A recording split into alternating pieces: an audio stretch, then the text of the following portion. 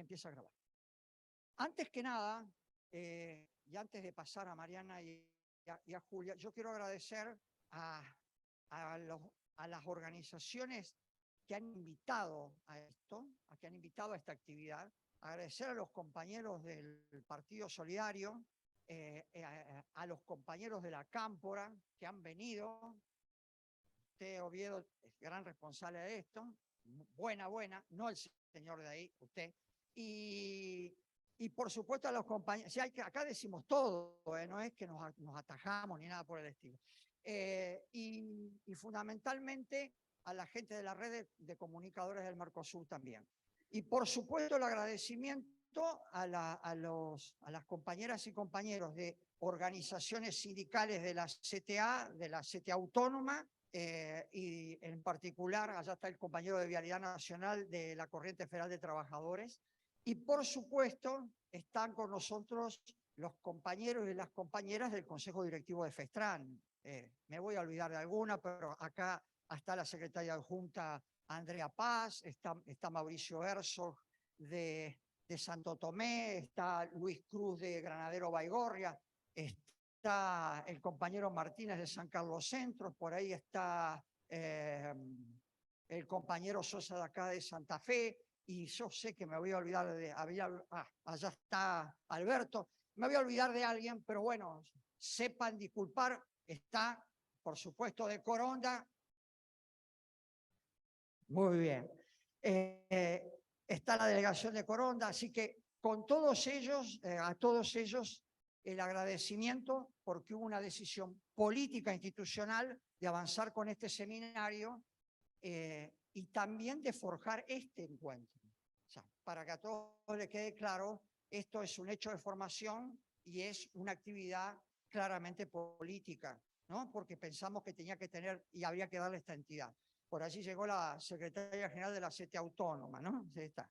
Bien, estamos todos, diría alguien. Bueno, dicho esto, y para no demorarnos más, quiero contarles que tenemos para charlar de lo regional, en general, del Mercosur y del Parlasur, a dos compañeras.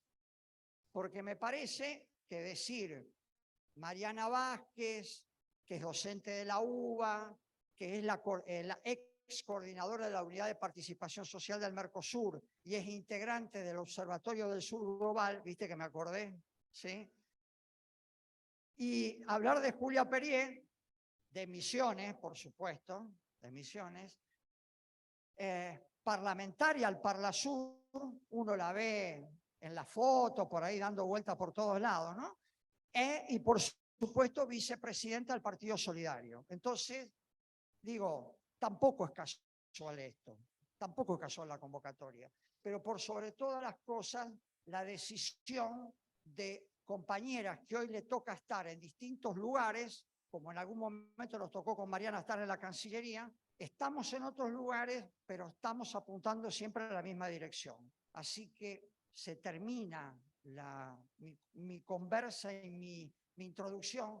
Discúlpeme si dejé algún afuera, veo por allá los compañeros del PCR, veo de la Marechal, de una serie de gente que por ahí me olvido de alguien, sepan disculpar, pero la voluntad y las ganas de estar todos juntos. Así que, como habíamos quedado,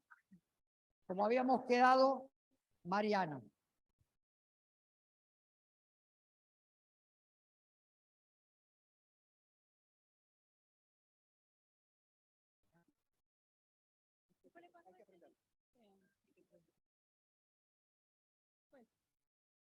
Bueno, buenas noches, buenas tardes, buenas noches a todos y todas.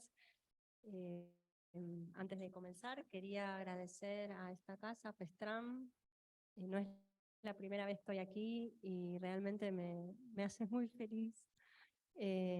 Gracias a Carlos, por supuesto, que ya va a ser casi 20 años que nos conocemos. Yo entré a la Cancillería en 2003, él ahí en su momento. Muchísimas gracias por la invitación y por el esfuerzo que hace Carlos permanentemente por unirnos y por dar estos debates de muchos temas, pero yo lo conozco en los temas de Mercosur y política internacional, pero justamente en esos ámbitos donde combinamos la formación, la discusión política y la organización, que es lo que más necesitamos. Y además con esta compañera de mesa y de tantas luchas también. Y por supuesto a todos ustedes, ¿no? Y bueno, un cariño especial a los compañeros de la Cámpora, que es la organización de la que formo parte.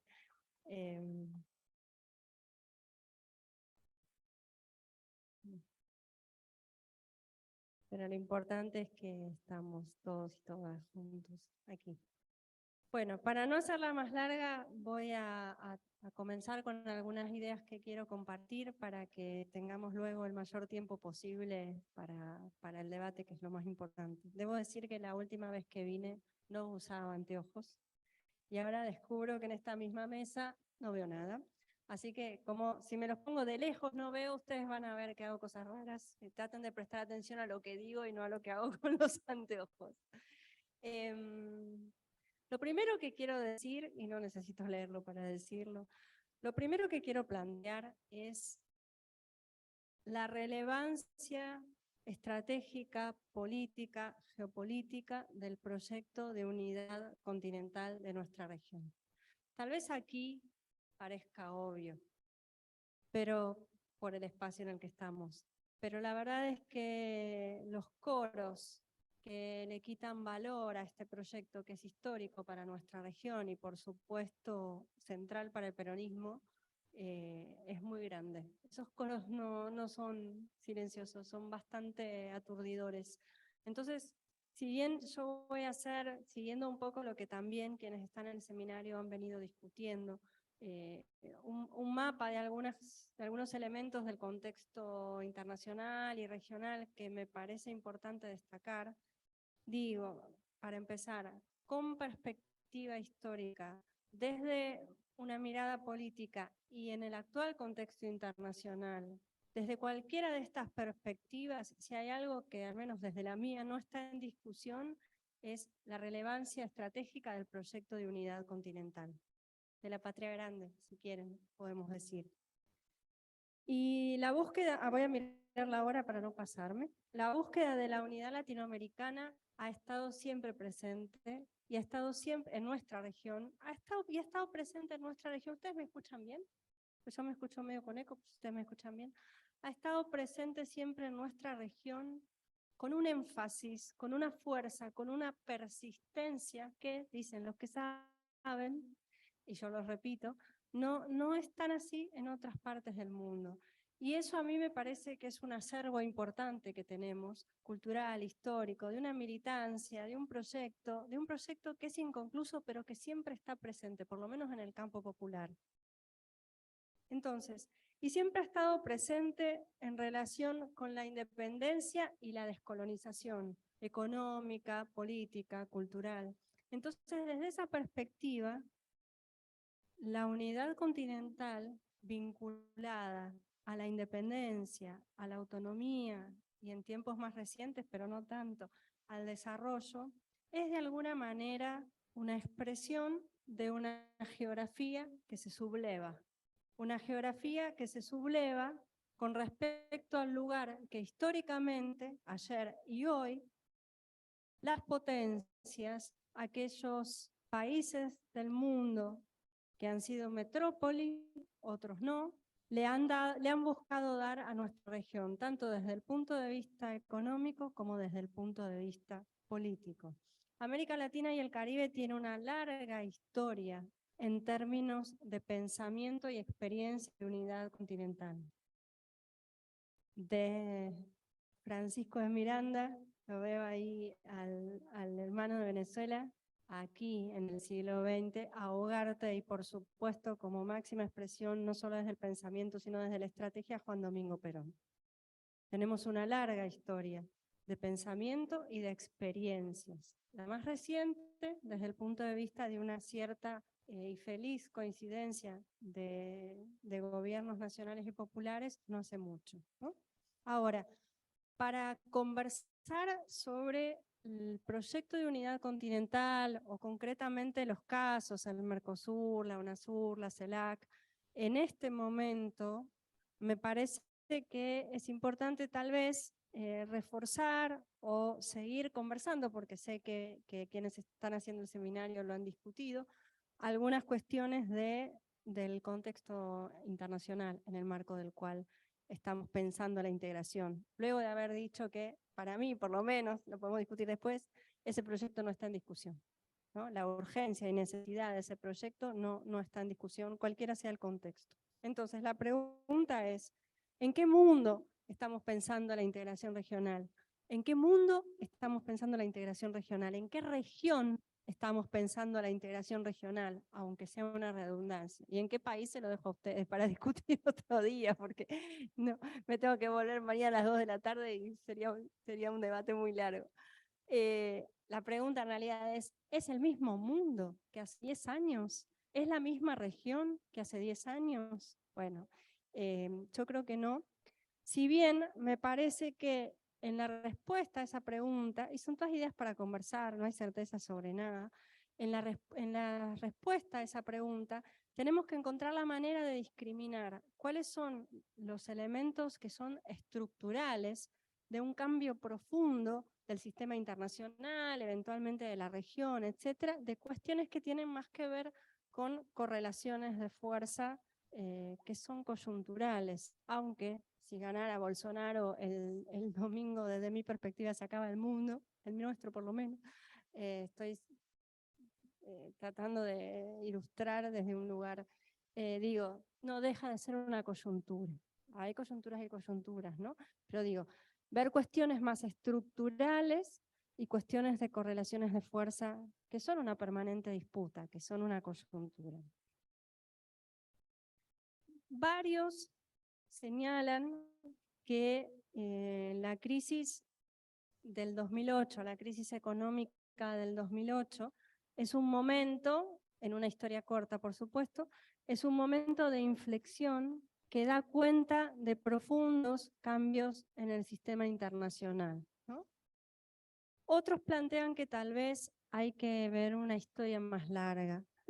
En cualquier caso, yo quiero destacar algunos elementos de esos cambios más profundos, que tienen que ver con lo que podemos llamar una crisis de una estructura hegemónica.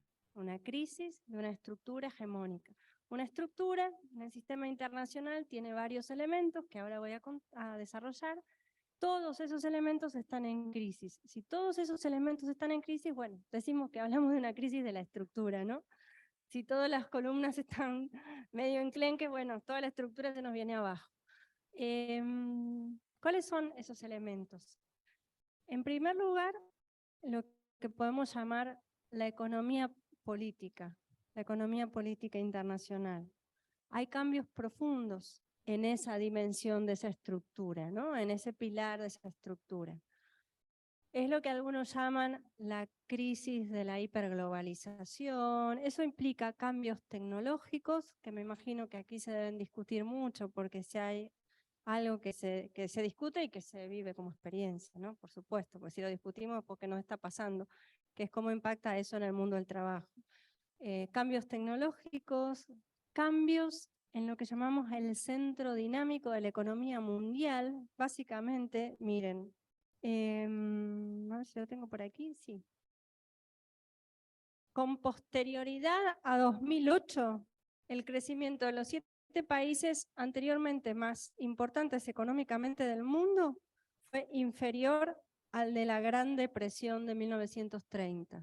Eso ya se escuchó mucho con la pandemia, pero en realidad la pandemia y en algún punto la guerra lo que hacen es expresar cambios profundos a nivel global que ya se estaban dando, ¿no? Entonces, cuando digo cambio en el centro dinámico de la economía, es básicamente que la economía atlántica, Estados Unidos, Europa, está en crisis, en declive, les guste o no, y con todo lo que eso implique y cómo actúan en relación con eso, a veces fortaleciendo lo peor que tiene, en este caso, el imperio de Estados Unidos.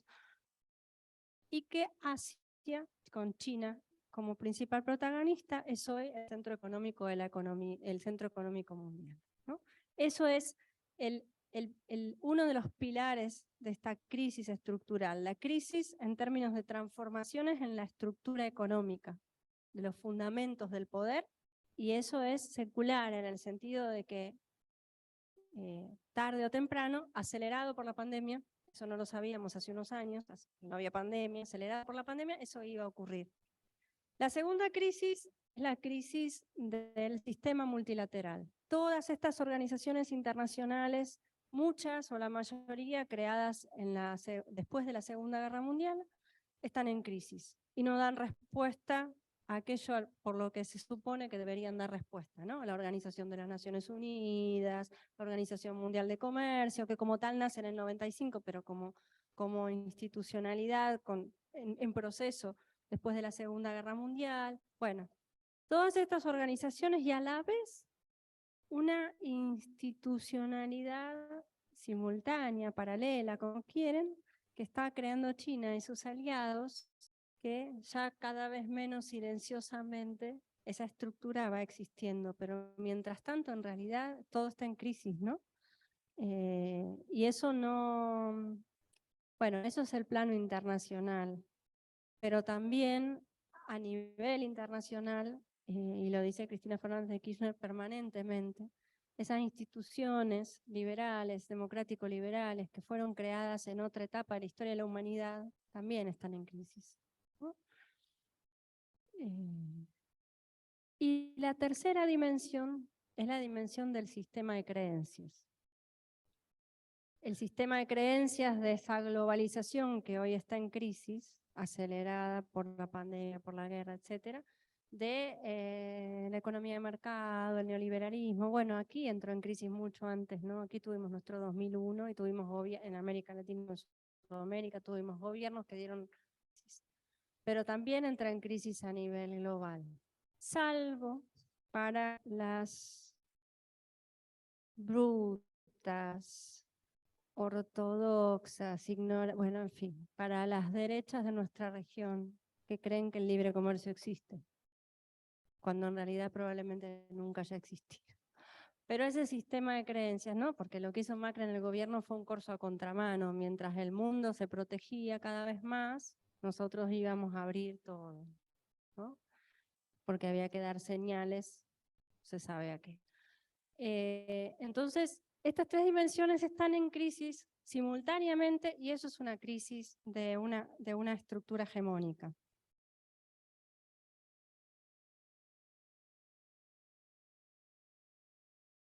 Esto se da, a su vez, en el marco de algo que ya mencioné, pero que es lo que llamaríamos la transición hegemónica, ¿no? Hay muchas discusiones sobre si hay una transición hacia qué mundo, ¿no? Si multipolar, si pluripolar, no sé, hay un montón de conceptos. No hay claridad, pero si hay algo claro es que lo viejo no existe más y hay un proceso de transición y que hay países que pesan más que otros, ¿no? Sin embargo, hay países, potencias medias, ¿no? Pero, bueno, China tiene su peso. Les quiero leer, a ver si lo encuentro. Sí, acá. Yao Liang, general chino retirado y teórico militar, en el año 2020 dijo: no es la primera vez que el hombre se enfrenta a una epidemia, y no todas las epidemias provocaron un cambio tan significativo. Entonces, para cualquier cambio así de profundo, la causa externa, en este caso la epidemia, es el factor desencadenante, pero la causa interna es el factor decisivo. Es decir, que está diciendo eso, ¿no?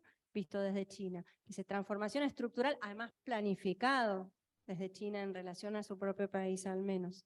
Esta epidemia es solo la gota que colmará el vaso de este ciclo de globalización y la fuerza motriz que lo impulsa.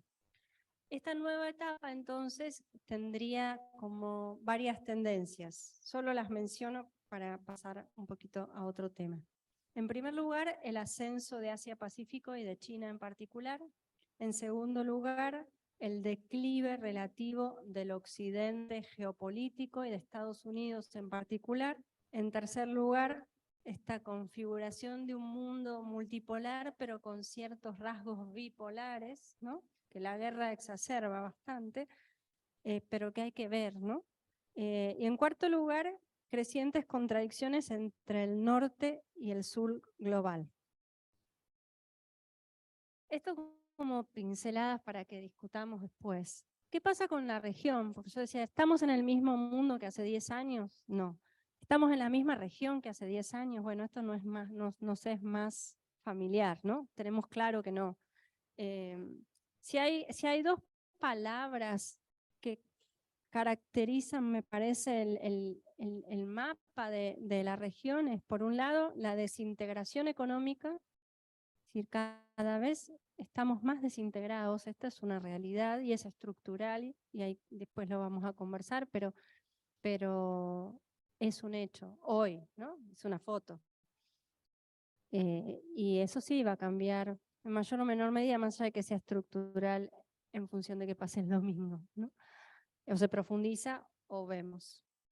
La desintegración económica y la fragmentación política, la fragmentación y la polarización política, no solo al interior de cada uno de los países, sino entre los países, ¿no? Y ahí hay dos tipos de causas que las menciono rápidamente, en todo caso lo conversamos. Hay dos tipos, hay causas que son estructurales, por ejemplo, en lo que es el Mercosur, el comercio al interior del Mercosur, la desintegración productiva y comercial del Mercosur, si bien se agrava con gobiernos como el de Macri, no nace con gobiernos como el de Macri, nace en el 2011, a nivel Mercosur, digo, Sudamérica, ¿no? Y tiene que ver con cambios más estructurales, por ejemplo, la presencia de China. Ahora, la polarización política, tendremos que analizarlo, pero desde el punto de vista institucional, sí, los gobiernos de derecha militaron el desmantelamiento de los procesos de integración de la región. La UNASUR se la llevaron puesta, a la UNASUR se la llevaron puesta, al Mercosur lo debilitaron y a la CELAC la dejaron ahí como hibernando hasta que después, bueno, López Obrador y un poco Argentina intentaron reactivarla un poco. Pero es verdad que sí, que hicieron todo. Yo creo que con mucha más virulencia, esto en general, pero concretamente con la integración, hubo mucha más virulencia en los ataques a la integración por parte de esta etapa de gobiernos de derecha que los de los 90. ¿no? De hecho, con características que solemos criticar, pero los gobiernos de los 90 crearon el Mercosur. Aquí, en esta etapa, el avance, porque probablemente tenga que ver con lógicas más globales, ¿no? Del capitalismo global, que incluso se llevan puestas estructuras que no se llevaban puestas en los 90, para decirlo así poco diplomáticamente, ¿no?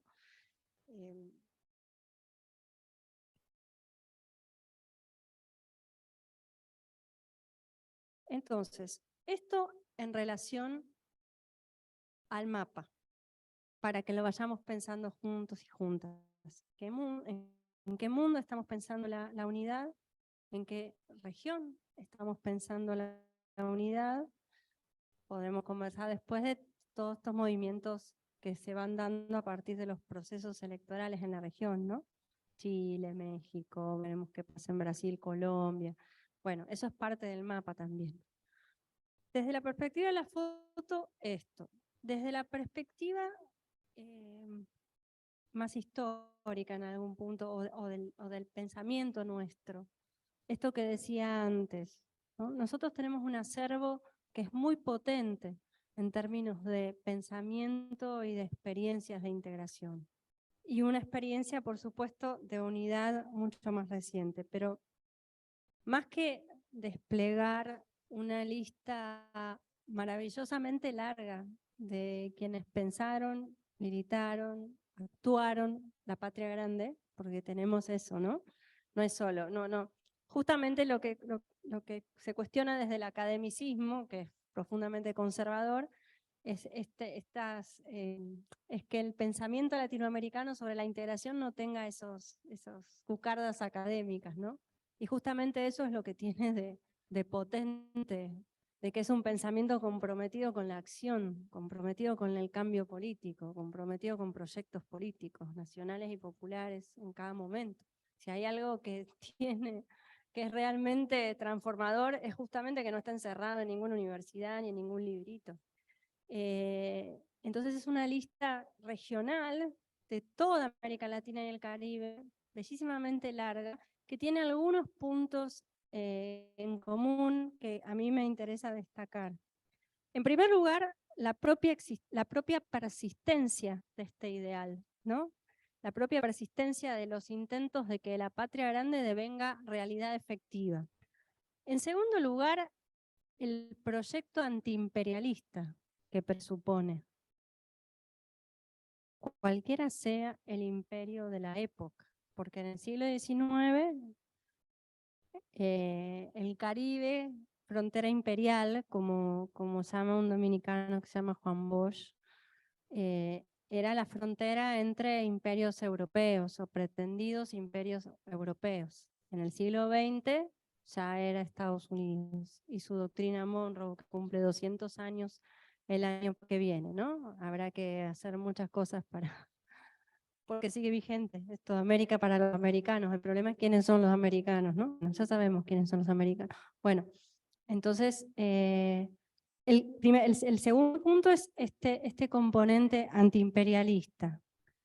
El tercer elemento es que ha tenido históricamente dos objetivos principales. La verdadera independencia de nuestra región, lo que llamamos verdadera independencia, segunda independencia, Perón hablaba de la segunda independencia, Chávez creo que de la verdadera independencia, ¿no?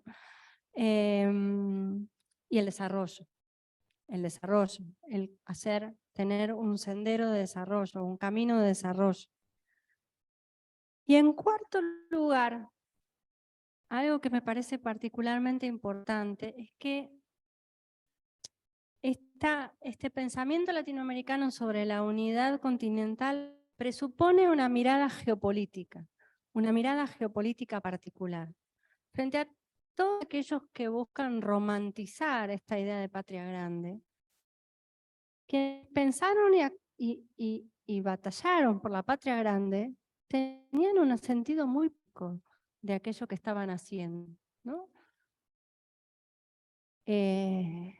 Los objetivos políticos que tenían, cuál era la configuración de fuerzas a nivel mundial en cada momento, una lectura clara de esa configuración de fuerzas y cuáles eran las alianzas que había que hacer para lograr los objetivos que se buscaban realmente. Después, bueno, pagando de alguna manera, ¿no? Pero que no estaba en el ideal de los libertadores. No era el ideal de región de Bolívar, ni de San Martín, ni de Francisco de Miranda, ¿no? No era la patria chica. Bueno. Y frente a esto, siempre una disputa permanente con otro proyecto que presupone la subordinación económica y la pérdida de soberanía política, ¿no? Encarnado en distintos actores según el momento. Ahora, en este contexto internacional y desde esta perspectiva del pensamiento nuestro, ese proyecto sigue vigente porque los ideales que persigue están inconclusos, nunca se realizaron, no llegaron a realizarse. Entonces, la pregunta es si la unidad continental, es una pregunta que me parece interesante hacernos, es si la unidad continental sigue siendo el camino para alcanzar esos objetivos. Yo creo que sí. Ahora, a partir de ahí, de ese marco, yo quería hacer, voy 20 minutos, 10 minutos más, podría estar bien, ¿no? ¿Sí? una lectura rápida con respecto al Mercosur, ¿no? En realidad lo que vine haciendo hasta ahora sería como una especie de introducción, aunque no parezca, pero era una especie de introducción. Con respecto al Mercosur, hablar un ratito con respecto al Mercosur, así después le doy la palabra a nuestra mercodiputada. A ver, en el Mercosur yo identifico como 4 etapas, ¿no? Tenemos una primera etapa que es el momento del nacimiento, que es 1991, pero en realidad yo quiero ir un poquito antes, fuera Mercosur. La última ola de integración regional en Sudamérica, la más reciente, nace con la democracia, con la recuperación de la democracia. Es decir, los primeros acuerdos son acuerdos bilaterales, en mediados de los 80, de Argentina y Brasil, Brasil y Uruguay, Argentina y Uruguay. Y esto me parece importante, porque son de manera vertebrada la integración regional y la democracia, los procesos políticos, porque la integración regional es un proceso y un fenómeno profundamente político, más allá de que la derecha, que en esta región es liberal, lo vea simplemente como una cuestión comercial, ¿no?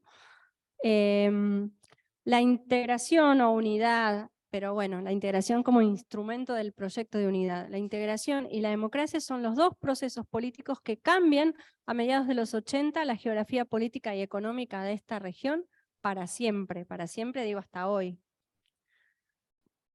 La lógica del Mercosur es muy diferente a la lógica de los primeros acuerdos de integración entre Alfonsín y Sarney en los 80 porque cambian los gobiernos, ¿no?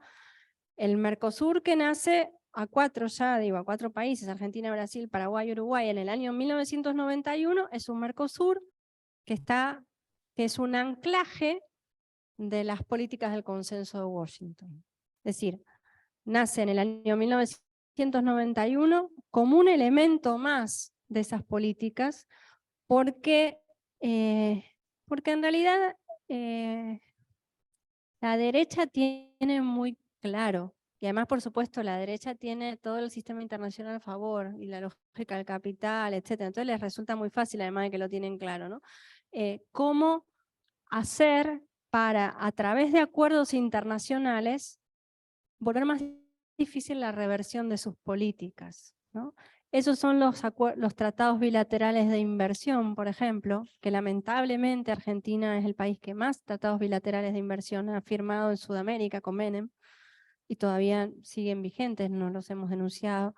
Y el Mercosur en parte era eso, una forma de hacer irreversibles determinadas políticas de reforma estructural, por ejemplo, la apertura comercial, etcétera, con particularidades que cualquier caso lo podemos conversar, ¿no? Porque es una unión aduanera y no una zona libre de comercio, hay cuestiones, matices, pero digo, el Mercosur de los 90 tiene ese objetivo por parte de sus padres fundadores, pero a pesar de eso, sigue siendo, creo que el Mercosur tiene consecuencias que trascienden al pensamiento de los gobiernos que lo fundaron. Consecuencias que tienen que ver con cuestiones más profundas del proyecto de unidad continental. En 2 sentidos. En primer lugar, porque rompe con la histórica división y confrontación de hegemonía entre Argentina y Brasil. La unidad entre Argentina y Brasil, que estaba ya en el proyecto, bueno, el primer ABC, pero después en la mirada de Perón como Argentina, Brasil y Chile, el ABC, como ese núcleo de aglutinación fundamental de un proyecto geopolítico autónomo y soberano en nuestra región. La unidad de Argentina y Brasil es clave. Por eso es tan importante lo que pasa el domingo y es tan importante si gana Lula. Bueno, nosotros no necesito aclararlo aquí. Es tan importante para ese proyecto, ¿para qué lo es? Para nosotros no tenemos ninguna duda. Para ese proyecto es tan importante tener un gobierno nacional y popular en Argentina, conjuntamente con el próximo gobierno de Lula. Y por eso también los enemigos de nuestro proyecto de soberanía van a estar apuntando a Argentina el año que viene, ¿no? Esto no estoy hablando de Argentina, pero porque hay poderes para los cuales esa alianza argentino-brasileña es una amenaza. Bueno, no, vuelvo. Entonces, el Mercosur, a pesar de sus objetivos iniciales, logra romper eso y fundar una unidad estratégica entre Argentina y Brasil que se sostuvo en el tiempo, por un lado. Y por otro lado, no es funcional a los intereses de Estados Unidos. Ya hubo documentos desclasificados hace unos años, ya casi 10 años, donde se dice claramente que a Estados Unidos se le escapó la liebre con la creación del Mercosur. Y uno diría, ese Mercosur liberal, sí, ese Mercosur, porque hay una alianza estratégica entre Argentina y Brasil y eso es contrario a los intereses de Estados Unidos. Incluso ese Mercosur que no nos gustaba. Entonces me parece que el Mercosur tiene una significación más allá de su etapa neoliberal, funcional al consenso, a las recomendaciones del consenso de Washington en 3 sentidos, en que después puedo profundizar, pero solo los voy a nombrar. En la economía política de la integración, cómo se gestionó la integración en el Mercosur en los 90, en las instituciones y las normas, en el acervo jurídico que reflejaba ese proyecto, o sea, el derecho del Mercosur de los 90 refleja ese proyecto, y en cómo se consideraron en el Mercosur las políticas sociales, básicamente como subsidiarias, como se consideraban a nivel de los gobiernos nacionales, ¿no? Desde una lógica mercantil, donde el objetivo era el libre comercio, intra-Mercosur y con bajos aranceles hacia afuera. Ese es el Mercosur de los 90. En el año 2003 tenemos un cambio, y ese Mercosur de los 90, perdón, se da en un contexto geopolítico y económico internacional, ¿no? Que no voy a desarrollar mucho, pero digo, la implosión de la Unión Soviética, qué bueno eso, Carlos. Supongo que es para nosotras, ¿no? Yo ya está, me callo, ya está, ya. Sigue Julia. No. La implosión de la Unión Soviética, la caída del muro de Berlín, lo que llamábamos en ese momento el pensamiento único, neoliberal en términos económicos. Bueno, todo ese es el contexto del Mercosur de los 90. En el año 2003, el cambio de contexto no es tanto global como de nuestra región, ¿no? El cambio de época, como decía Rafael Correa, que anduvo por acá la semana pasada, o esta semana, no sé, bueno, en estos días, que estuvo aquí en Argentina. El cambio es regional. Chávez en el año 99 en Venezuela, pero en el Mercosur, que Venezuela todavía no estaba hasta el 2012, en el Mercosur en el año 2003. El 1 de enero asume Lula, el 25 de mayo asume Néstor. Y el 16 de octubre del año 2003 firman el Consenso de Buenos Aires, que es el referente doctrinario que se opone al Consenso de Washington. 16 de octubre de 2003, Consenso de Buenos Aires, lo pueden encontrar en internet. Primer punto, y hoy tengo que volver a decir estas cosas, me da emoción.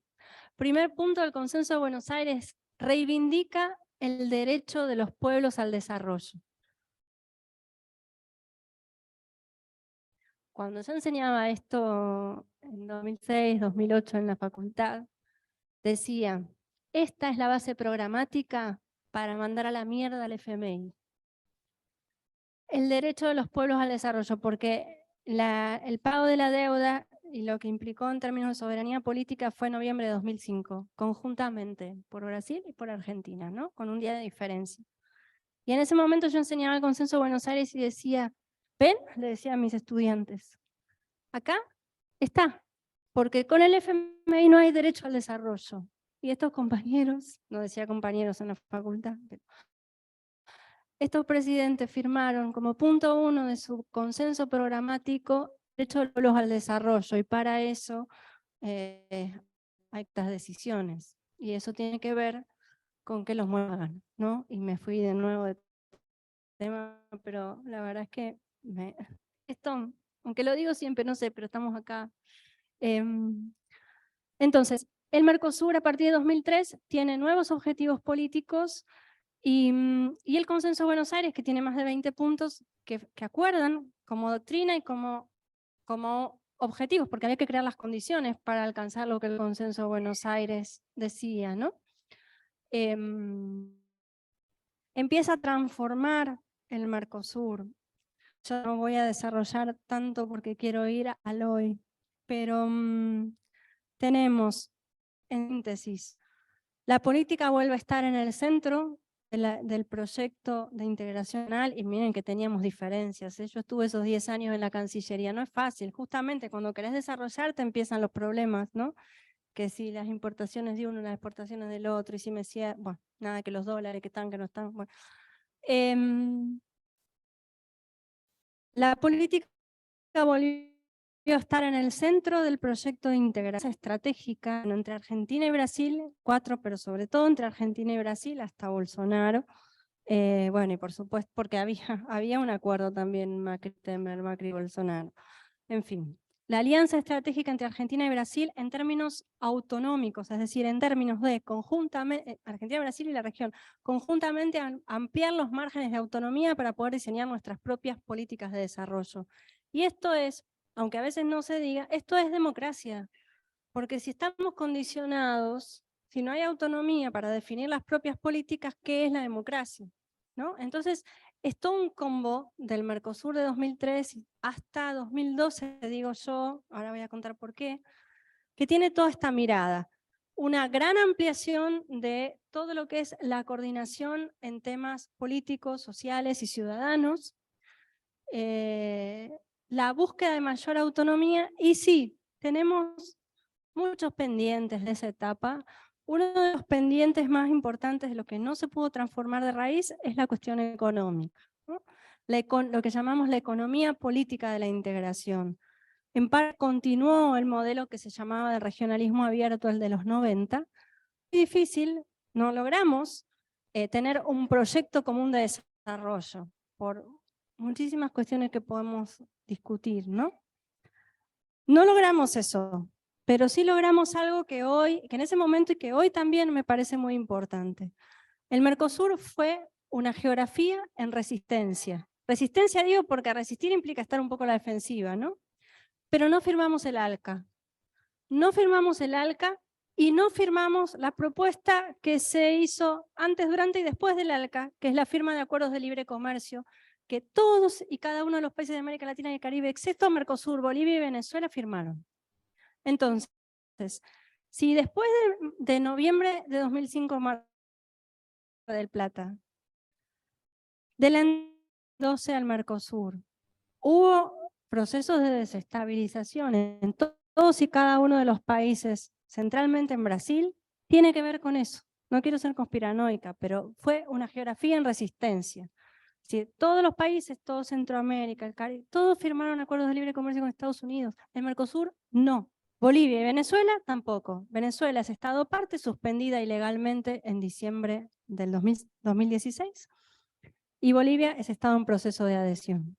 Este bloque no se entregó y hoy todavía no firmamos. Esperemos no hacerlo. Entonces, después, en 2012, empezó el proceso de restauración con más fuerza, ¿no? Yo digo 2012 porque en junio el golpe de Estado en Paraguay, hace 10 años ahora. Y fíjense, Honduras, 12 años para que vuelva un gobierno popular. Bolivia, 1 año. Uruguay no volvió aún. Y Brasil esperemos que vuelva el domingo. Condicionado, ¿no? Pero que vuelva el domingo. Pero es en 2012 que empezaron los intentos de restauración en el Mercosur, concretamente, lo que del que estoy hablando. Pero trasciende al Mercosur porque después del golpe a Dilma, llevaron puesta la UNASUR también, ¿no? Que me parece que ahí la UNASUR simbólicamente representaba mucho más.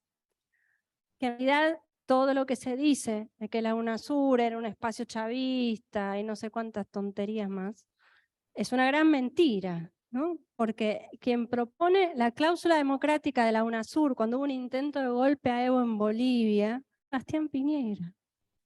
La UNASUR tenía, y ese era el objetivo, y eso lo cosió Néstor, no sé si ustedes se acuerdan, primer secretario general de la UNASUR durante 6 meses. Bueno, hoy me parece que estoy en un día así. ¿Será que fue 27 hace poco? Lo cosió Néstor. se recorrió todos los países, habló con oficialismo, con oposición, para lograr que tuviéramos los 8 de 12 estados necesarios para que el tratado constitutivo de la UNASUR entrara en vigor. Es mentira que era un espacio monocolor. Lo monocolor lo armaron ellos. Armaron el Grupo de Lima, armaron el Prosur. Entonces, esa es un poco hacia atrás.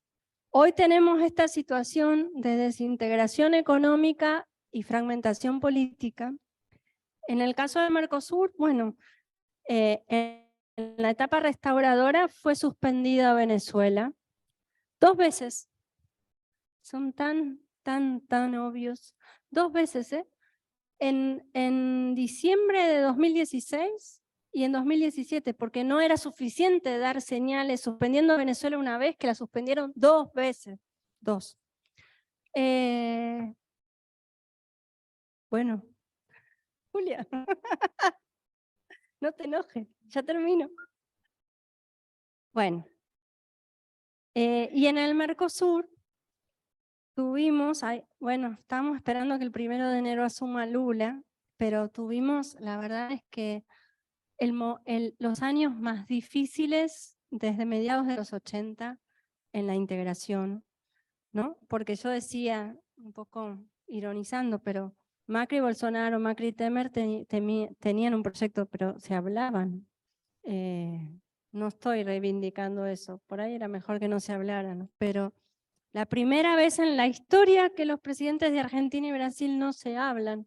El otro día en esa charla en el Centro Kirchner, no sé si te acordás, que esa de la CELAC, que estuvo Pepe Mujica, Celso Amorín, el ex canciller de Lula, dijo, no se sientan especiales si Bolsonaro no habla con nadie, así que no se preocupen, tranquilos, o sea, no es con ustedes, ¿no? Entonces, desde el punto de vista político, el peor escenario posible. Peor porque no se hablan, porque por primera vez desde la vuelta a la democracia, la relación con Argentina y la integración pierde importancia estratégica para Brasil, incluso desde los propios objetivos subimperialistas, si quieren, y lo discutimos. En el pasado, en el gobierno de Lula, era prioridad la región. Luego no. Entonces, eso por un lado en lo político, pero después estaba, por supuesto, el alineamiento con Estados Unidos, objetivo primero aislar a Venezuela, y después la cuestión económica. Y ya ahí cierro, Julián. La cuestión económica.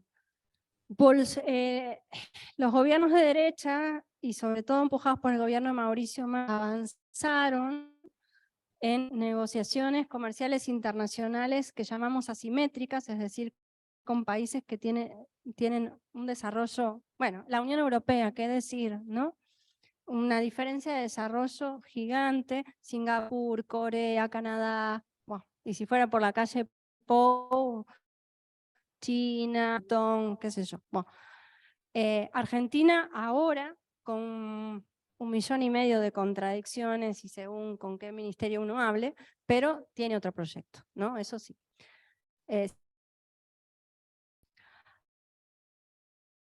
Argentina está 3-1, ¿no? En eso.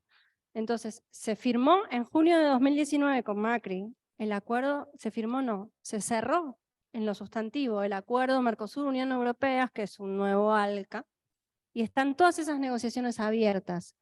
Entonces tenemos las presiones para avanzar en esa concretamente, estas semanas todas, de la delegación europea que estuvo aquí, y por otro lado esas negociaciones en curso, que Brasil sigue presionando, ¿no? La propuesta que tenía Paulo Guedes, el ministro de Economía de Brasil, de bajar el arancel de Mercosur, que es el arancel que tenemos compartido con respecto a países del resto del mundo, no tiene antecedente, tiene un solo antecedente en la historia económica mundial, el Chile de Pinochet, no hay otro, de una desprotección tan abrupta de la economía de un país. Entonces, esa es la situación actual. Ya cierro, porque para dejar la uña y tomar mate sobre todo. Esa es la situación actual en ese contexto internacional, con esa perspectiva histórica, con esta realidad.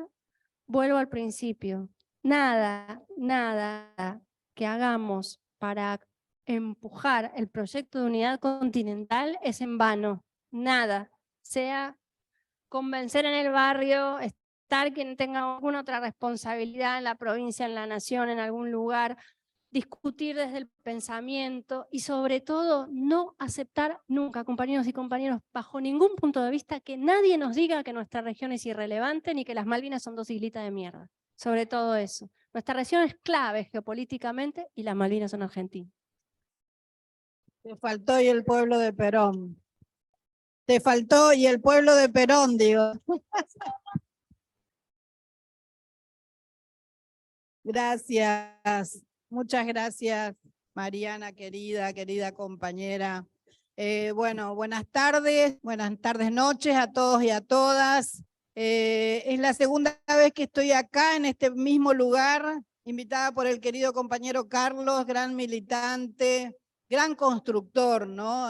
Quiero agradecer a la FESTRAM, quiero agradecer a la Red de Comunicadores del Mercosur por esta invitación, agradecer a mis compañeros del Partido Solidario que están acá acompañando, a los compañeros de la Cámpora, a todas las organizaciones y a todos los que se dieron este tiempito para poder compartir con alguien como Mariana que despliega este conocimiento que siempre maravilla escucharla, ¿no?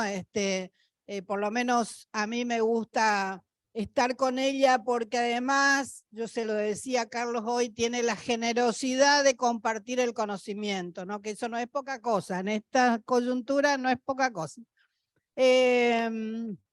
Cuando estuvimos acá, levantamos esa bandera no al acuerdo Unión Europea-Mercosur, ¿te acordás? Era la cosa de los pueblos, ahí no me sale el nombre, la cumbre de los pueblos, que fue multitudinaria, que hicimos cantidad de barbaridades acá en este lugar, y una de las cosas que reivindicábamos era eso, ¿no? Que con tanta claridad habló Mariana de lo que se trata. Quiero rendir un homenaje, porque cuando hablamos de integración regional en esta coyuntura, en estos momentos de la historia, no podemos dejar de pensar en Néstor Kirchner, ¿no? Ayer se cumplieron 12 años de su fallecimiento y sí.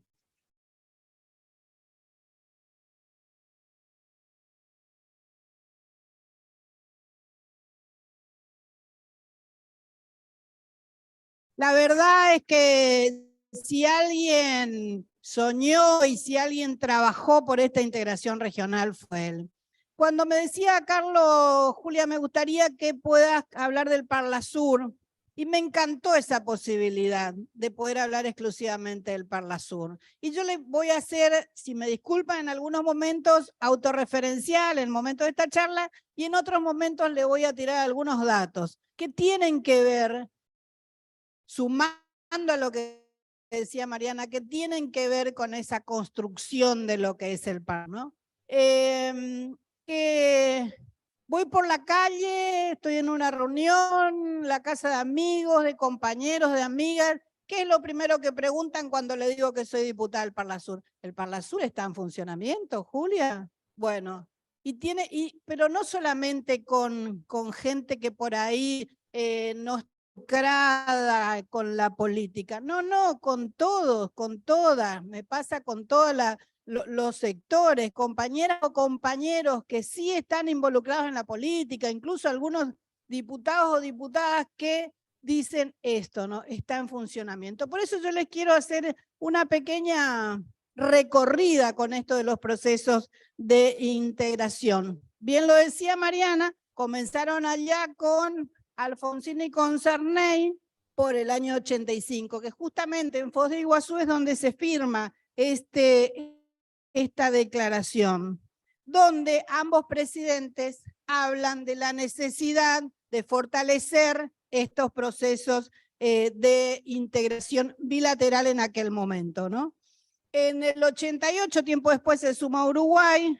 Los 3 presidentes firman una decisión tripartita y en el 91 ya Argentina, Brasil, Paraguay y Uruguay firman ese tratado de Asunción. Considerado como el proceso de inicio, digamos, de esa integración del Cono Sur que se constituyó en ese Mercosur, en ese mercado común del sur, ¿no? Y allí también se define integrar al poder legislativo en el proceso, en este proceso de integración que les voy contando, en este proceso de integración de este bloque regional, que coincido plenamente con Mariana, es uno de los bloques regionales más importantes del mundo, por un montón de motivos. Y uno de los motivos fundamentales que nosotras siempre reivindicamos, que este tema de que este es un territorio de paz, ¿no? Que no es poca cosa en esta coyuntura en la que estamos viviendo. En el año 94 se firma ese protocolo de Euro Preto y allí incluye a una comisión parlamentaria conjunta que está compuesta en ese momento con la representación parlamentaria de los parlamentos nacionales de los estados partes de estos países que conforman este bloque, ¿no? Esto tuvo una significación y tuvo una trayectoria de 12 años. 12 años duró esta comisión parlamentaria con esta participación y con este trabajo permanente de a dónde debíamos llegar con la cuestión parlamentaria, que era precisamente este Parlamento del Mercosur. Por eso, en estos procesos históricos, y 12 años tampoco es demasiado tiempo, ¿no? Esto se constituye en el brazo parlamentario del Mercosur, integrado por los parlamentos de todos los países, de todos los estados partes, con los órganos además institucionales del Mercosur, en especial con el Consejo del Mercado Común y con el Grupo Mercado Común. Con esta profundización de este proceso de integración queda absolutamente clara la necesidad de un bloque legislativo. Se profundizan los acuerdos interinstitucionales, se agilizan las tramitaciones dentro de los congresos nacionales de toda la temática que exige una tramitación y una ratificación legislativa en cada uno de los países. Esta comisión parlamentaria que le mencionaba comienza en el 2004 a redactar el protocolo constitutivo de lo que sería el Parlasur. Y ya en el 2006 los estados partes aprueban este protocolo constitutivo y en diciembre de ese año en Brasilia, en una sesión solemne, se constituye oficialmente el Parlamento del Mercosur.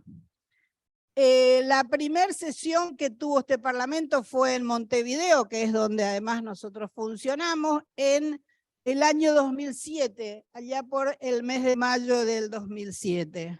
En esa oportunidad se tomó el acuerdo, la declaración, el juramento de los parlamentarios, que en ese momento eran parlamentarios de cada uno de los países que eran diputados o senadores de los países de este bloque regional. Con el tiempo, primero fue Paraguay el que modifica su ley electoral y los parlamentarios son elegidos por el voto popular. Años más tarde, los estados partes ratifican acuerdos a través de esta decisión importante que es conformar este Parlamento del Parlasur. En el año, al principio decía, los parlamentarios eran también diputados o senadores, que fue lo que sucedió con también la República Argentina. Yo era diputada nacional en ese momento y estoy en el Parlasur desde el año 2008, cuando fui elegida diputada nacional por mi provincia, y ahí asumí también la doble función de parlamentaria del Parlasur, porque estuve convencida y sigo estando convencida que la integración regional es lo que nos va a permitir el desarrollo, a lo que nos va a permitir consolidarnos como Estado, consolidarnos como países integrantes de un bloque regional. En el año 2014 nosotros aprobamos una ley que fue autoría del diputado Larroque. Yo recuerdo que fui además miembro informante de esta ley. La ley decía que a partir de las elecciones del año 2015, los parlamentarios debíamos ser elegidos por el voto popular, ¿no? La primera vez que participamos en elecciones fue en ese año.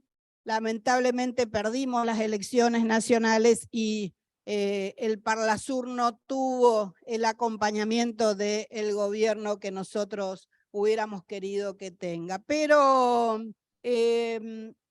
nosotros implementamos más del 80%, y estoy hablando de la delegación argentina, más del 80% de lo que se definió en el Parlasur en este tiempo tiene que ver con el trabajo de la delegación argentina. Y no solamente de nuestro bloque, el bloque del Frente de Todos, que es mayoritario, sino del resto de los bloques. Debo decir que también en los otros partidos hay un grupo de parlamentarios que asumen esta responsabilidad y la llevan adelante.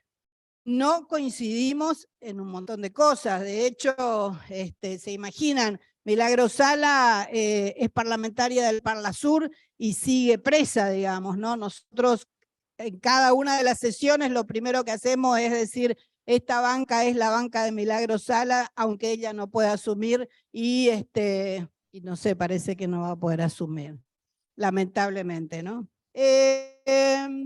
Y acá yo voy poniendo como ejemplo, yo escribí un libro que se llama Parlasur, la voz de los pueblos, porque estoy convencida, le decía hoy a los compañeros del Partido Solidario, de que tanto los que forman parte de nuestros espacios políticos como de los opositores en todos los países que integran el Parlasur tienen una voz para hacerse escuchar. El pueblo de cada uno de estos países tiene una voz en el Parlasur para hacerse escuchar, para difundir qué es lo que está sucediendo en cada uno de esos pueblos. Y también comentaba, en un momento, ahora Venezuela no está participando, está separada del Parlasur, también comentaba que hubo un tiempo en el que venían los compañeros y compañeras de Venezuela, tanto del partido oficialista como opositores, ¿no? Y los dos tenían una voz allí en el Parlasur, los dos se hacían escuchar fuertemente en el Parlasur. Creo indiscutiblemente que para eso sirve el Parlasur y por eso nosotros tenemos que consolidar esta herramienta de integración. Y algunos, y aquí voy terminando, afirman que es un órgano de baja institucionalidad. ¿Por qué? Porque sus decisiones aún no son vinculantes. Porque el trámite burocrático para que cada país asuma lo que en el Parlasur se definen lleva un tiempo. Pero es un tiempo de construcción política. Es un tiempo en el que cada uno de nosotros, convencidos de la necesidad del Parlasur, tiene que trabajar para que los parlamentos asuman esa responsabilidad de institucionalizar esta herramienta, de que cada una de las cuestiones que se definan allí luego sean vinculantes en cada uno de los países.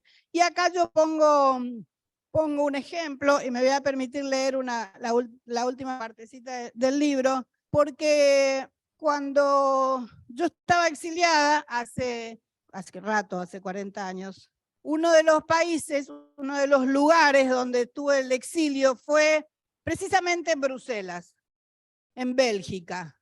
Y ahí se estaba sucediendo el mismo proceso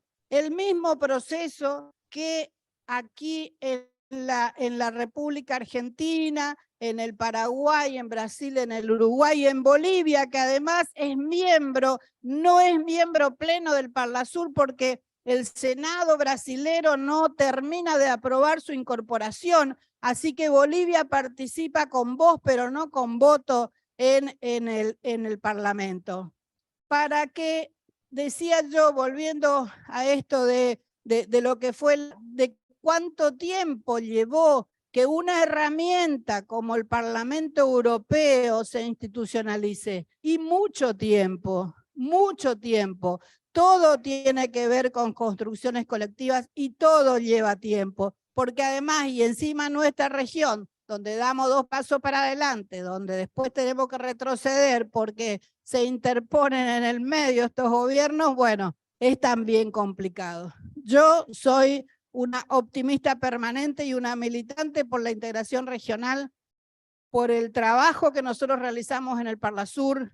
Reivindico absolutamente la necesidad de consolidar ese espacio. Les quiero leer esta última partecita. El crecimiento lo que le decía del Parlamento Europeo. Mirada al futuro, desafíos a enfrentar en los próximos años. El crecimiento del Parlamento Europeo demostró que este importante órgano internacional lleva un tiempo de evolución hasta lograr representatividad plena. América es un continente joven en formación y el sueño de la patria grande está aún vigente.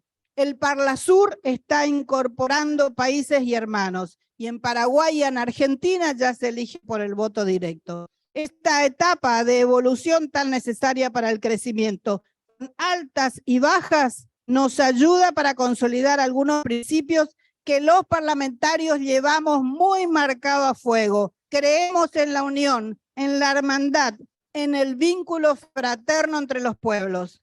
Más allá de todas las mezquindades que giran alrededor de querer romper el Parlasur o ningunearlo, estamos convencidas y convencidos que el Parlamento se consolidará poco a poco en los próximos años. Quienes dejamos parte de nuestra vida en la arena política, confiamos que en cuestión de tiempo se irá fortaleciendo el Parlasur hasta convertirse en el órgano representativo por excelencia de los pueblos de Latinoamérica.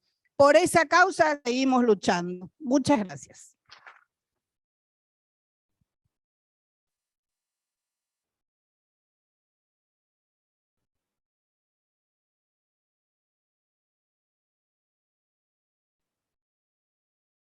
No. ¿Estoy? La tenemos a Mara Espasande, llegó. La jefa de... Aquí estoy, Carlos. Buenas tardes. Buenas Acá tardes a todos y todas. Varios por usted. Bueno, preguntas puntuales. Aclaramos preguntas puntuales, lo vuelvo a reiterar, no discursos sobre la integración. Democráticamente se los estoy pidiendo. Allá y después vos.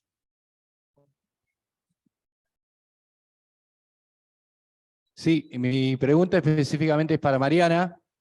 Se dio en el último tiempo en la región, ¿no es cierto?, un cambio en el sentido político en países que estaban alineados con Estados Unidos, como Chile, Perú, Colombia y, bueno, también Argentina. Pero hay algo que, por ahí, ¿qué mirada tenés vos acerca de que tanto Argentina como Chile y también Colombia han tenido un discurso que fortalece la condena a Venezuela? Eso no ha cambiado, más allá de que uno puede decir el cambio es positivo, pero en ese sentido se sigue como una condena y una cierta alineación a la posición de Estados Unidos. ¿Qué mirada tenés acerca de eso? Primero quiero saludar a Mara. Hola Mara, una gran querida amiga y compañera. Estoy de acuerdo, compañero. No te puedo decir mucho más, estoy de acuerdo. Creo que de mínima es ambigua la posición en relación a la cuestión de Venezuela. Es así, estoy de acuerdo. No sé si era un acuerdo o desacuerdo o si tengo que desarrollar. Claro, yo te quería preguntar o sea, ¿por qué pensás que esos países que supuestamente tienen un rumbo diferente, en eso mantienen una posición de condena a Venezuela? Son cuestiones diferentes, ¿no? Creo que más allá de que esté de acuerdo en lo general, no creo que sea lo mismo la posición de Argentina que, por ejemplo, la posición de Chile. ¿En qué sentido?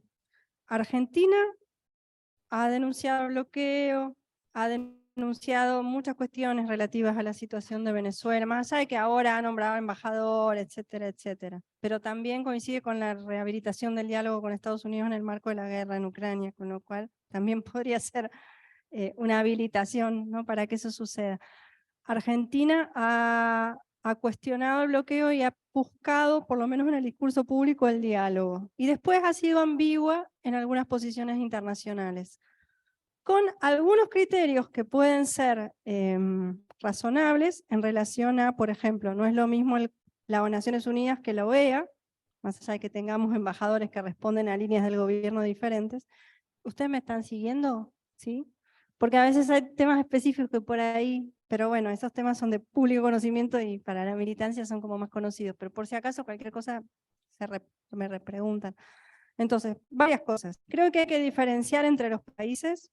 Creo que el discurso de Boric es mucho más duro y contra Venezuela que el discurso que puede tener el gobierno de Argentina, que ha denunciado el bloqueo y la situación de Venezuela promoviendo el diálogo y ha mostrado ambigüedad en algunas posiciones internacionales. Creo, en cualquier caso, que es más profundo que eso. Creo que no hay hoy en el gobierno argentino una mirada estratégica en relación a la política exterior. No hay una mirada estratégica. No está clara cuál es la posición. Según el lugar, digo, tengo que ser crítica porque no hay otra forma, digamos, más allá de que forme parte de este proyecto. Según el momento y según el país que se visite, el discurso parece ser contradictorio, ¿no? O alineamiento con Estados Unidos, o alineamiento con Rusia o China, o la Unión Europea, no hay claridad estratégica. No hay claridad estratégica. Y cuando decía al principio, o hace un rato, que un nuevo gobierno de Lula requiere un gobierno nacional y popular en Argentina, subo la apuesta. No requiere solamente un gobierno nacional y popular en Argentina, requiere un gobierno nacional y popular en Argentina con claridad estratégica. Con claridad estratégica desde una perspectiva que fortalezca los intereses de esta región con claridad, porque este mundo que vimos al principio nos obliga, como pretensión de esa disputa, que nos posicionemos. Y lo que nosotros tenemos que lograr es la autonomía, que en algún momento llamamos tercera posición. En términos de doctrina es la tercera posición. En términos del pragmatismo que digo, que tiene la mirada geopolítica emancipadora, donde incluyo sobre todo el pensamiento y la acción de Perón, ¿qué significa hoy tercera posición? Si hay algo que no significa, y eso me parece para mí claro, después discutiremos lo demás, es que no hay alineamiento con nadie. No podemos comprar los códigos geopolíticos de Occidente para ver cómo nos relacionamos con China o con Rusia. En todo caso podemos estar de acuerdo, ¿no?, con las posiciones de esos países, pero tiene que ser nuestra perspectiva como región. Y en eso ha habido, ¿no? Digo, Alberto Fernández, Lula, en una entrevista interesante que dio en la revista Time, Petro, se han manifestado contra lo que está sucediendo en Ucrania, contra la posición de Occidente, ¿no? Estados Unidos y OTAN. En eso, bueno, tenemos un marco de coincidencia dentro del cual se puede trabajar. Pero creo que en Argentina falta claridad estratégica. Buenas noches, yo quería hacer otra pregunta, no sé si ya terminaron, y justo que lo nombrás, quería consultar si hay algún tratado análogo a la OTAN o a lo que fue en su momento el Tratado de Varsovia de mutua defensa de los países latinoamericanos. Qué interesante esa pregunta. Algo que tenía una tremenda potencia en relación con ese tema es el Consejo Sudamericano de Defensa de la UNASUR. Yo creo que es donde y cuándo más avanzamos en ese sentido. En el Consejo Sudamericano de Defensa de la UNASUR tenía además el Centro de Estudios de la Defensa de la UNASUR, que estaba en Casa de Patria Grande, Néstor Kirchner en Argentina, donde se trabajó durante todos esos años por una doctrina de defensa sudamericana. Por eso digo que en términos de autonomía y soberanía, ese proyecto era potentísimo, ¿no? Yo creo que fue lo más avanzado en ese sentido. No, al nivel de lo que mencionás, no. Pero había avances muy importantes en construcción de confianza, en un conjunto de cuestiones que poníamos en común en el Consejo Sudamericano de Defensa. Hoy, por lo que sé, y yo doy clase, coordino una diplomatura en la Universidad de la Defensa Nacional, por lo que he hablado con las autoridades, se busca desde Argentina rehabilitar ese espacio en la medida de lo posible en este contexto adverso sin llamarlo UNASUR por el momento, ¿no? Pero está esa pretensión o ese objetivo como una mirada estratégica de construcción regional en los temas de defensa en un contexto difícil. Es todo lo más que sé de esos temas, ¿no? Julia,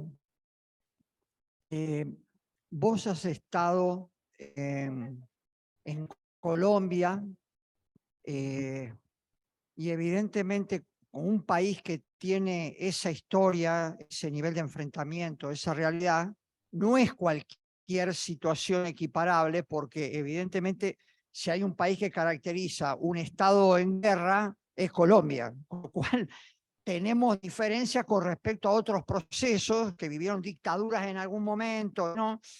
Entonces es una pregunta bien concreta. ¿Cómo evaluás vos lo de Colombia? ¿Qué está pasando en Colombia y cuáles son los escenarios a futuro? Y la compañerada que tomó la conducción del gobierno, ¿cómo ve ese proceso y cómo piensa encararlo? ¿Cuáles son las perspectivas? Un poco todo esto. Sí, Colombia.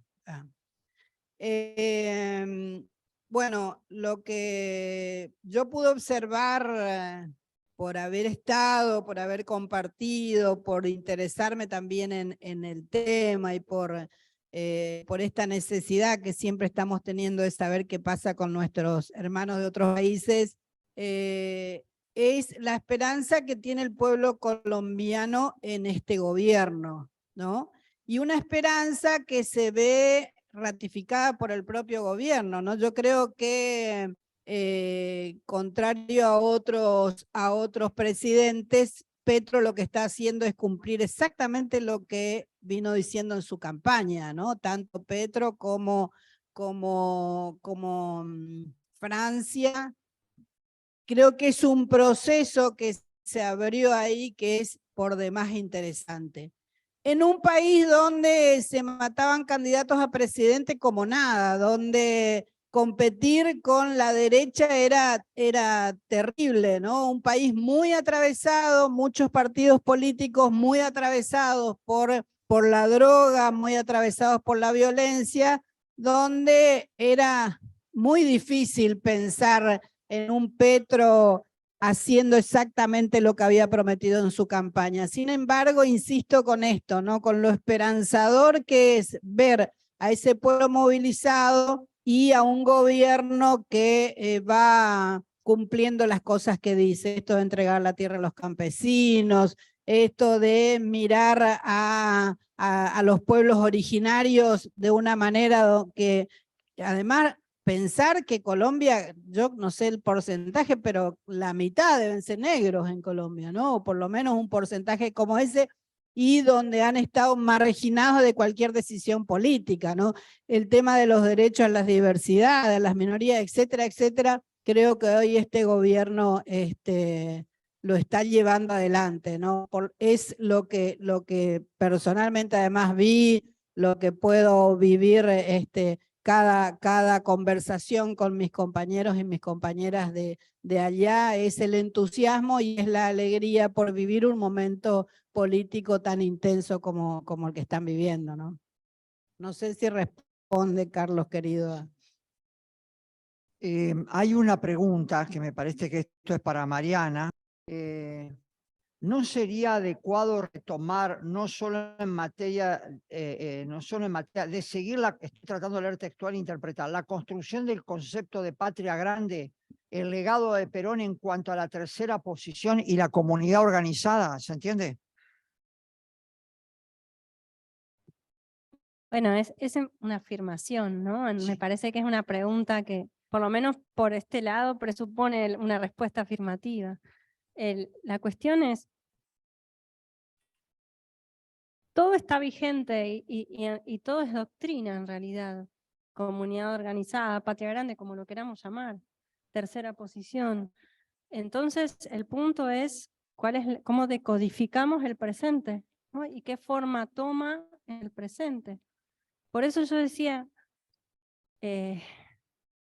desde el punto de vista de la foto, hoy hay un retroceso en eso, pero es ese ida y vuelta del que habla García Linera permanentemente, ¿no? Nos caemos, nos levantamos, nos caemos, nos levantamos, nos caemos, nos levantamos, así hasta el fin de los tiempos. El proyecto estratégico sigue siendo el mismo, entonces en cada responsabilidad, no tiene mucho sentido que yo me sienta acá a decir hay que hacer, ¿no? En cada responsabilidad que cada uno, cada una tenga, cómo logramos construir ese proyecto. Por ejemplo, si yo estoy en el barrio, ¿cómo construyo ciudadanía con las colectividades migrantes? Eso es patria grande. Una vez que construí ciudadanía, ya no es patria grande. Eso es algo que podemos discutir, que discuto un poco con los compañeros y compañeras. En el sentido de que si construimos ciudadanía, en el sentido que hizo el peronismo con Perón, las personas ya no necesitan un tratamiento especial porque son parte de nuestra comunidad, ¿no? Pero mientras tanto, hay una construcción que requiere pensar en clave de patria grande, de que la patria no tiene la frontera nacional, no puede tener la frontera nacional, y que la disputa de proyectos no es nacional, ¿no? No es Argentina-Brasil, es un proyecto soberano de región o un proyecto subordinado, y hay que ver quién representa cada uno de esos dos proyectos en cada lugar. No, coincido plenamente, no, nada más que agregar. Bien. ¿Alguna pregunta más? Bueno, vieron que yo les dije que me iba a olvidar de alguien. Bueno, el señor que está por allá atrás es Dardo Miranda, que era el secretario general de Coronda. Así que pórtense bien porque si no, allá. Y me olvidé también de Raquel Toledo, de Galvez. Así que el saludo para ella.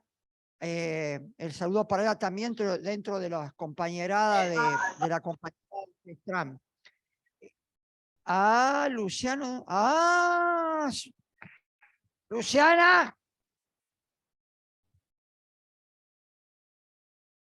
Se vuelve a seria con los aplausos, los otros nada, minga. Bueno. Perdón, Carlos, porque ya estamos sin confianza y te podemos interrumpir, ¿no? Cuando uno está en un asado, hace un aplauso para el asador, entonces yo quiero pedir un aplauso para el compañero.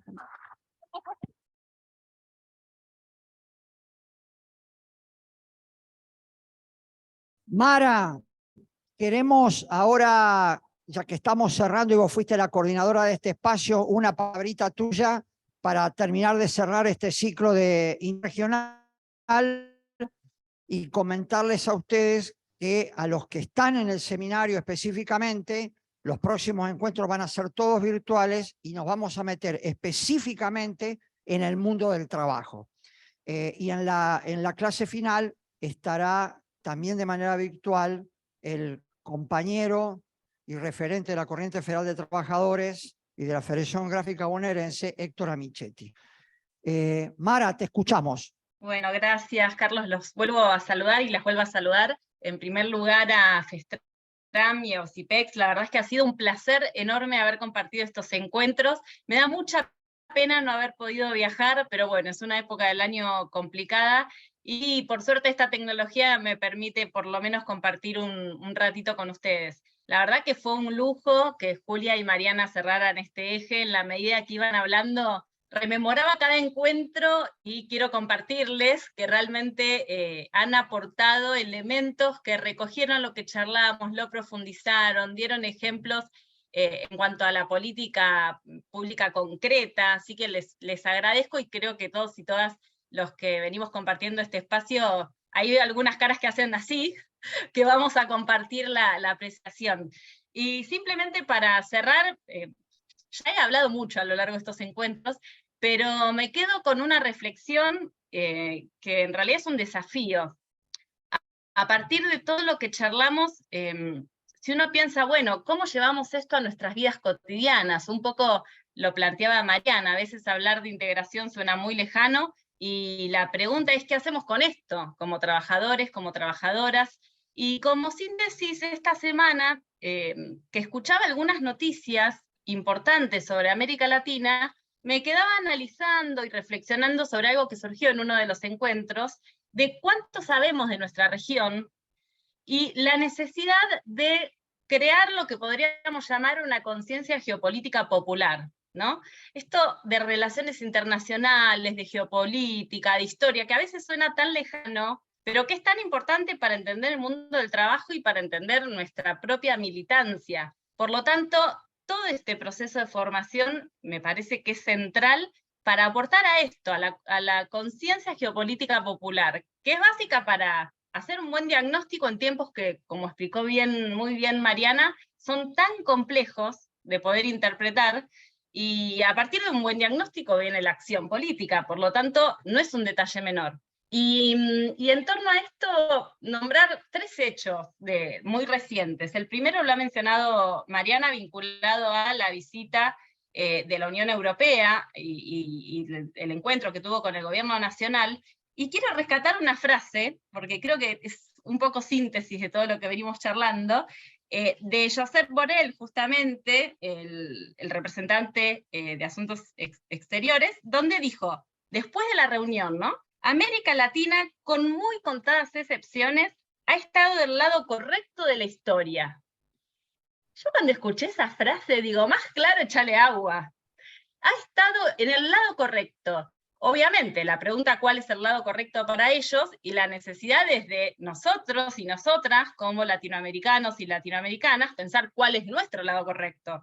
Y también cuáles son aquellas excepciones que, sin lugar a dudas, recién hablaban por allí de la tercera posición, de Perón, de Patria Grande, Venezuela, son esas excepciones vistas desde Europa. Lo que se está jugando ahí, la disputa presente, de además quién es representante y quién forma parte de la OTAN que tiene ocupado nuestro territorio. Entonces, la complejidad de estos hechos.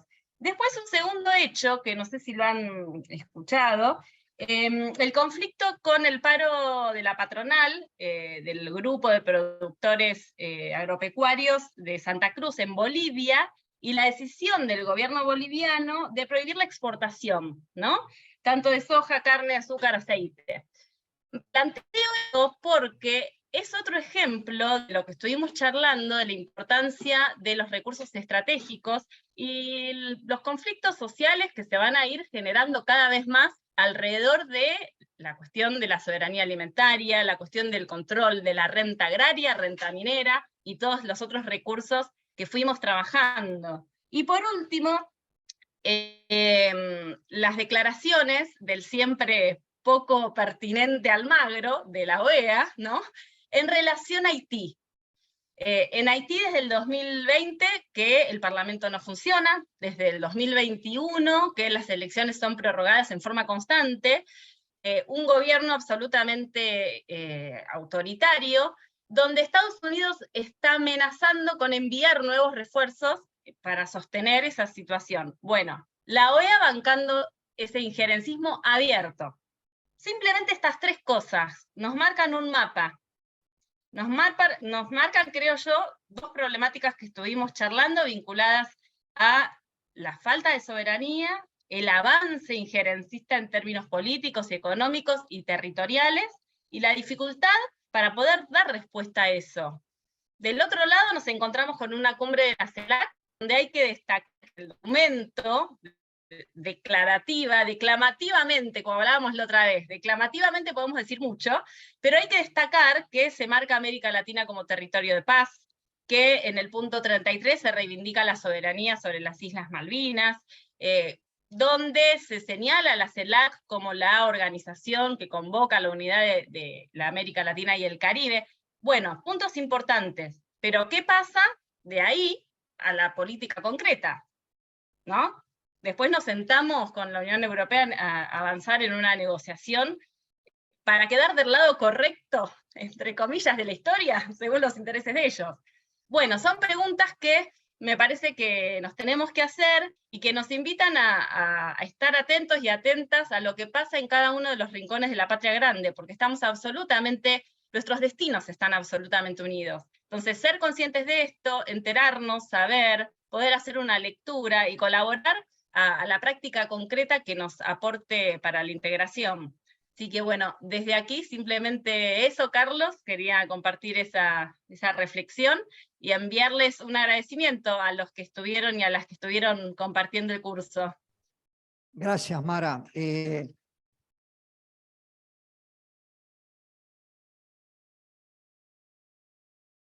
Al compañero Juan Gallardo decirle que sí, los viernes a las 18 horas, que es la última pregunta. Bueno, compañeras y compañeros, mil gracias a todas y a todos, a todas las organizaciones, a todas las personas, a todos los que participan en el seminario, a las organizaciones sindicales, sociales, políticas, a Julia y a Mariana. Así que un aplauso para todos nosotros.